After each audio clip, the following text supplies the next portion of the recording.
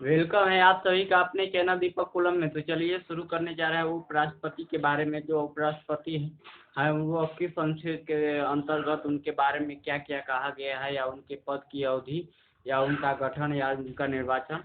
तो आइए उसके बारे में हम जानते हैं। तो चलिए सबसे पहले है कि भारत का उपराष्ट्रपति अब देखिए अनुच्छेद 63 के तहत भारत का उपराष्ट्रपति है। अनुच्छेद 63 के तहत भारत का उपराष्ट्रपति होगा, या भारत का उपराष्ट्रपति।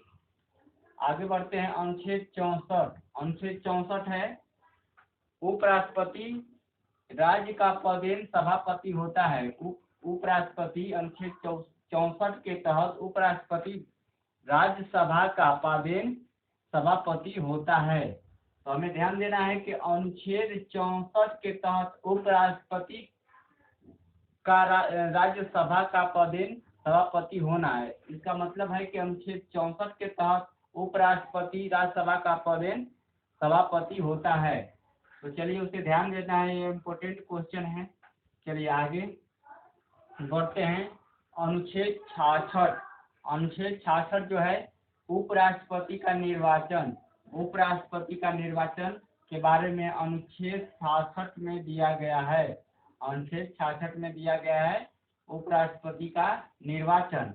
आगे बढ़ते हैं अनुच्छेद 67 जो है यह उपराष्ट्रपति का पदावधि है। अनुच्छेद 67 में उपराष्ट्रपति का पदावधि है, अनुच्छेद 67 में। आगे बढ़ते हैं अनुच्छेद 69 में उपराष्ट्रपति द्वारा शपथ एवं प्रतिज्ञान। अनुच्छेद 69 में उपराष्ट्रपति द्वारा शपथ या प्रतिज्ञान किसमें है? तो अनुच्छेद 69 में है। आगे बढ़ते हैं अनुच्छेद 73 में क्या है? तो संघ की कार्यपालिका शक्ति का विस्तार किसमें है? तो अनुच्छेद 73 में है। संघ की कार्यपालिका शक्ति का विस्तार है अनुच्छेद 73 में। आगे बढ़ते हैं अनुच्छेद 76 भारत का महान्यवादी। अनुच्छेद 76 क्या है? 76 भारत का महान्यवादी। आगे बढ़ते हैं अनुच्छेद 77 भारत सरकार के कार्यों का संचालन किसमें है? तो अनुच्छेद 77 में है भारत सरकार के कार्यों का संचालन। आगे बढ़ते हैं अनुच्छेद 78 है राष्ट्रपति को जानकारी देने आदि के संबंध में प्रधानमंत्री का कर्तव्य।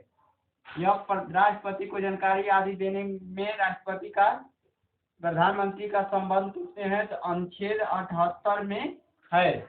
तो हमें ध्यान देना है कि अनुच्छेद 78 में है, जो 78 में है राष्ट्रपति को जानकारी देने आदि के संबंध में प्रधानमंत्री का कर्तव्य क्या होगा? वह अनुच्छेद 78 में है। तो चलिए एक बार फिर से हम रिपीट करते हैं ताकि अच्छे से समझ में आ जाए। तो देखिए उपराष्ट्रपति भारत का उपराष्ट्रपति हो गया, उसके बारे में है कुछ मुख्य अनुच्छेद को बताया गया है। तो देखिए इसमें है अनुच्छेद 63 के तहत भारत का उपराष्ट्रपति। अनुच्छेद 64 है उपराष्ट्रपति का राज्यसभा का पदेन सभापति होना। इसका मतलब है कि उपराष्ट्रपति राज्यसभा का पदेन सभापति होता है अनुच्छेद 64 के तहत। अनुच्छेद 66 है उपराष्ट्रपति का निर्वाचन। अनुच्छेद 66 के तहत उपराष्ट्रपति का निर्वाचन। अनुच्छेद 67 है जो उपराष्ट्रपति का पद अवधि। अनुच्छेद 67 जो है उपराष्ट्रपति का पद अवधि। अनुच्छेद 69 है उपराष्ट्रपति द्वारा शपथ का प्रतिज्ञान। किसमें है? तो अनुच्छेद 69 में है उपराष्ट्रपति द्वारा शपथ और प्रतिज्ञान अनुच्छेद 69 में है। अनुच्छेद 73 है जो संघ की कार्यपालिका शक्ति का विस्तार किसमें है? तो अनुच्छेद 73 में है। संघ की कार्यपालिका शक्ति का विस्तार है अनुच्छेद 73 में है। आगे बढ़ते हैं अनुच्छेद 76 है भारत का महान्यवादी। किसमें है? तो अनुच्छेद 76 में है भारत का महान्यवादी।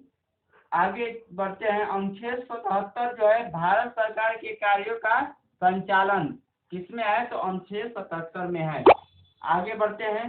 अनुच्छेद 78 जो है, राष्ट्रपति को जानकारी देने आदि के संबंध में राष्ट्रपति के कर्तव्य किसमें है? तो अनुच्छेद 78 में है।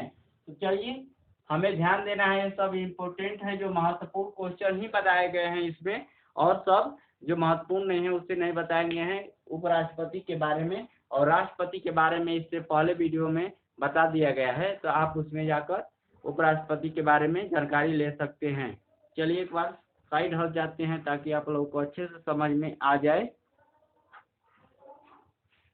चलिए, तो हमें ध्यान रखना है कि अनुच्छेद 63 के तहत भारत का उपराष्ट्रपति होगा, और अनुच्छेद 76 के तहत भारत का महान्यवादी होगा। अनुच्छेद जो 78 है उसमें राष्ट्रपति के जानकारी प्रधानमंत्री के क्या कर्तव्य होगा, राष्ट्रपति को जानकारी देने आदि का के संबंध में प्रधानमंत्री का कर्तव्य होगा अनुच्छेद 78 के तहत। तो